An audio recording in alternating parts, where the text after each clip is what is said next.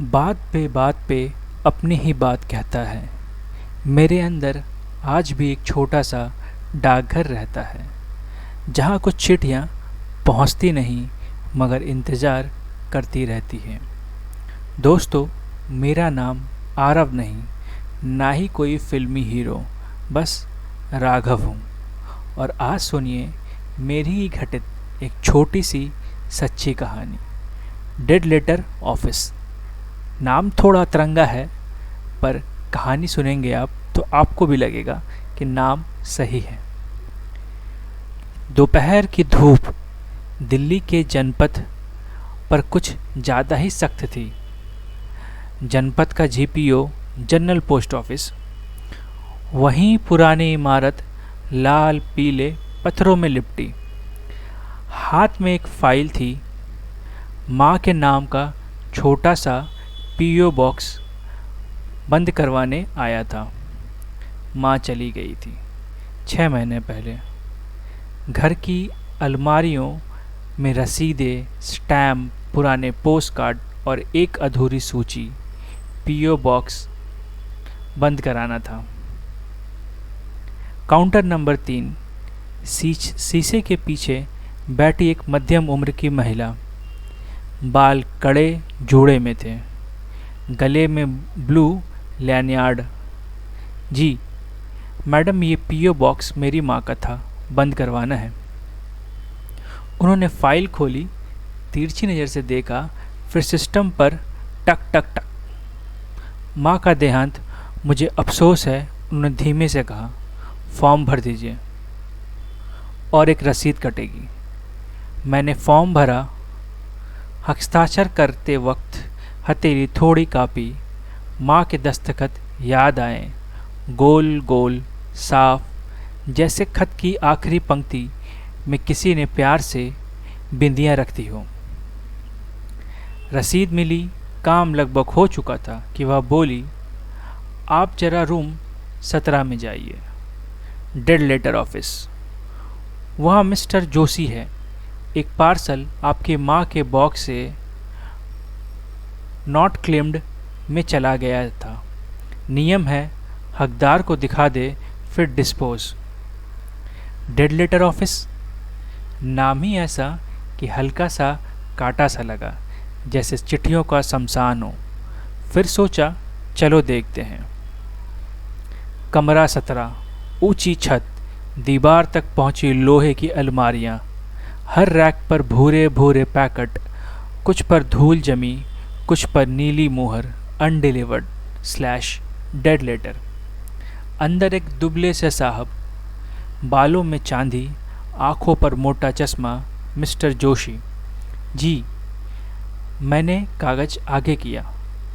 उन्होंने चश्मा थोड़ा ऊपर सरकाया। नाम पढ़ा, आरती श्रीवास्तव। आपकी माता जी? मैंने कहा जी। उन्होंने एक अलमारी खोली, अंदर से मध्यम आकार का एक पार्सल निकाला, पुराने भूरे कागज में लिपटा। कनारी पर जूट की डोर, ऊपर माँ की लिखावट, आरती श्रीवास्तव। PO box 316। नीचे छोटी सी पेंसिल में लिखा, राघव, खोलना तब जब हिम्मत हो। दिल धक सा रह गया। ये कब आया? जोशी जी मुस्कुराए। 1-2 महीने पहले शायद आपकी माँ ने दिया होगा या किसी ने जमा कराया, लेकिन बॉक्स क्लोजर प्रोसेस चल रहा था तो यह डेड लेटर में होल्ड कर लिया। मैंने धीरे से डोर खोली। अंदर एक छोटा टीन का डब्बा, एक नीला रिबन और 3 चीज़ें। एक पुरानी कलई घड़ी, HMT जनता, वह जो बचपन में मैं खेल खेल में पहनकर हीरो बनता था। 5 रुपए का नोट, पुराना, हरी छठी वाला, जिस पर माँ हमेशा पहली कमाई के लिए लिखती थी। एक चिट्ठी, अंग्रेजी हिंदी मिली जुली, वही माँ की अंदाज, राघव के नाम। हाथ कांपे, चिट्ठी खोली। चिट्ठी में लिखा था, बेटा, अगर ये चिट्ठी तुम्हारे हाथ लग रही है तो समझो मैंने एक काम ठीक से किया है। तुम्हारे समय पर एक ठहराव देना। तुम बहुत तेज भागते हो राघव, और इस शहर की मशीनें भागने वालों को चबाकर निकल जाती है। यह घड़ी याद है तुम इसे उल्टा पहनकर कहते थे, टाइम मेरी मुट्ठी में है। टाइम कभी मुट्ठी में नहीं आता, बस हथेलिया में ठहर सा जाता है, जैसे बारिश के बाद पानी। 5 रुपए पहली कमाई के लिए नहीं, पहला ना के लिए रखो। जिस दिन अपने मन के खिलाफ जाने को ना कह सकोगे, उस दिन कमाई सच में शुरू होगी। और हाँ, अगर मैं साथ ना रहूं तो कभी कभी जीपीओ आकर लोगों की डेट चिट्ठियां पढ़ लेना। पराई कहानियों में अपना दर्द, माँ।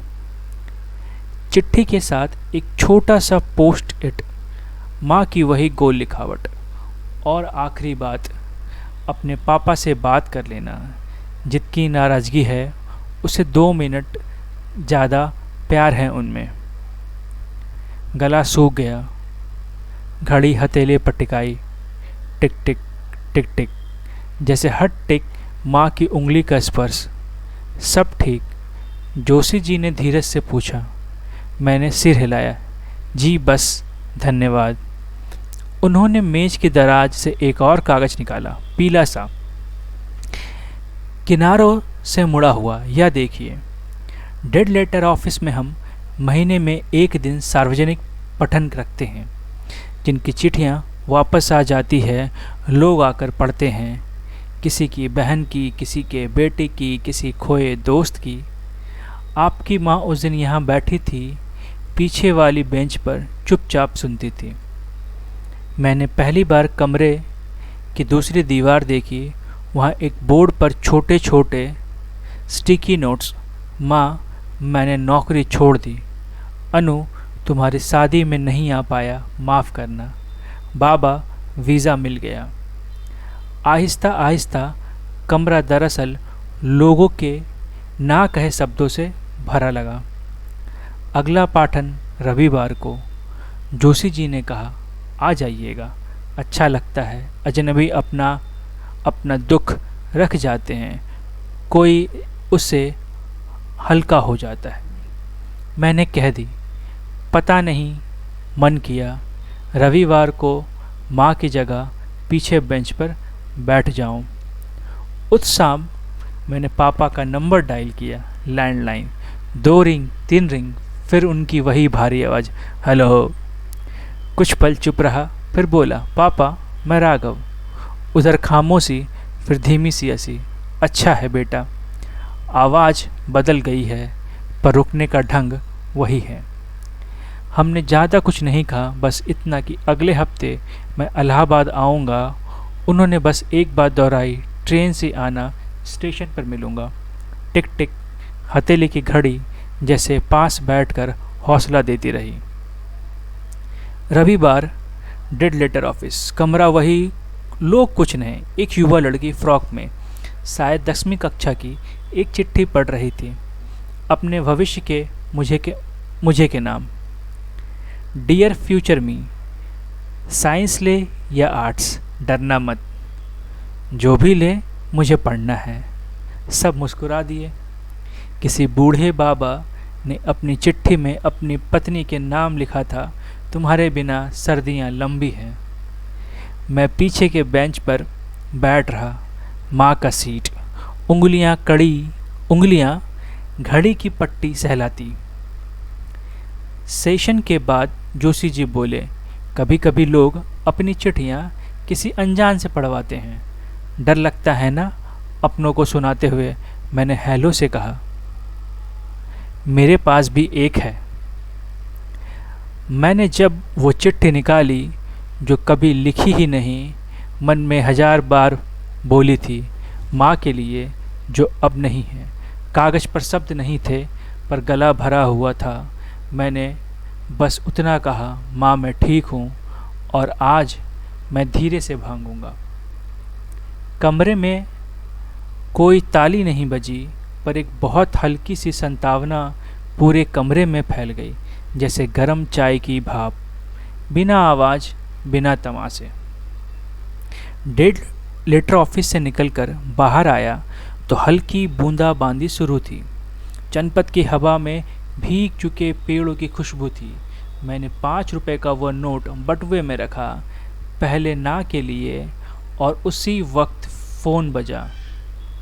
कॉरपोरेट ग्रुप का ऑफ़र, मंडे से मुंबई शिफ्ट हो जाइए, पैकेज डबल, बस आपकी टीम भी साथ लीजिए, और जो पुराने क्लाइंट हैं उन्हें छोड़ दीजिए। मैंने बहुत धीमे मगर साफ शब्दों में कहा, ना। उधर से कुछ सेकंड चुप्पी, फिर औपचारिकता। मैंने कॉल काट दी। घड़ी की टिक टिक अब तेज नहीं, स्थिर लग रही थी, जैसे किसी ने भीतर के शोर का वॉल्यूम कम कर दिया हो। 1 हफ्ते बाद इलाहाबाद जंक्शन में, प्लेटफॉर्म नंबर 4। पापा सफ़ेद कुर्ते में, हाथ में पुराना छाता, मुझे देखते ही मुस्कुराए। घड़ी फिर पहन ली। मैंने हथेली आगे की। माँ ने भेजी है। पापा का गला भीग गया। उन्होंने कुछ नहीं कहा, बस मेरा बैग थाम लिया। हम चुपचाप बाहर की ओर चले। स्टेशन के बाहर एक पोस्ट बॉक्स था, लाल रंग का, गोल मटोल। पापा वहीं रुक गए। तुम्हारी माँ हर सोमवार यहाँ एक चिट्ठी डालती थी, कभी मेरे लिए, कभी तुम्हारे लिए, कभी खुद अपने के लिए। मैंने पूछा, अब? पापा ने जेब से एक छोटा सा नोट निकाला, खाली। बोले, आज तू डाल दे, किसी के नाम नहीं, बस अंदर के नाम। मैंने वो खाली कागज़ मोड़कर बॉक्स में डाल दिया। कोई पता नहीं, कोई स्टैंप नहीं, पर तपाक से भीतर गिरती आवाज़ साफ सुनाई दी। हम दोनों मुस्कुरा दिए। शायद कुछ चिट्ठियाँ पहुँचाने के लिए पते की नहीं, इरादे चाहिए। वापस दिल्ली आकर मैंने पीओ बॉक्स बंद करवाने की रसीद अपने फाइल में नहीं, माँ के चिट्ठियों के साथ रख दी। डेढ़ लीटर ऑफिस की अगली मीटिंग में फिर गया। इस बार जोशी जी ने मुझे बुलाकर कहा, राघव, लोग अपनी कहानियाँ लिखना चाहते हैं पर शब्द नहीं मिलते। तुम बैठ कर सुन लो, उनके लिए शब्द चुन दो। तुम अच्छे लिसनर लगते हो। मैंने हाँ कह दी। अब महीने में एक बार कमरे 17 के पीछे वाली बेंच पर मैं बैठता हूँ। कोई अपने बेटे के लिए लिखवाता है, घर लौटाओ, कोई अपनी नौकरी के लिए, मुझे मंजूर हो कि नहीं, कोई अपने शहर के लिए, मैंने तुझे छोड़ा नहीं। चिट्ठियाँ आज भी कहीं न कहीं पहुँचती नहीं, मगर उनका इंतज़ार पहुँच जाता है हम तक। और हम सब डेढ़ लीटर ऑफिस के उस शांत सी जगह पर एक दूसरे के चुप्पियाँ पोस्ट कर देते हैं, बिना स्टैम्प, बिना पते। बस इतनी सी ही थी कहानी। अगर आपके पास भी कोई ऐसी चिट्ठी है जो कभी लिखी नहीं गई, तो आज रात लिख दीजिए। किसी के नाम नहीं, बस अंदर के नाम, क्योंकि कभी कभी सबसे सही पता हथेलियों की वो छोटी सी टिक टिक ही बताती है। तो ये कहानी आप लोगों की थी। ये मेरा मन होता था कि मैं कहानियाँ बोलूं, पर इतने काम के उलझन है कि मैं बोल नहीं पाता। तो आज बहुत मुश्किल से मैंने एक मौका निकाला है जिस पे मैंने ये बोला है। अगर आपको अच्छा लगा हो तो ज़रूर बताएं। बस यही, और कुछ नहीं।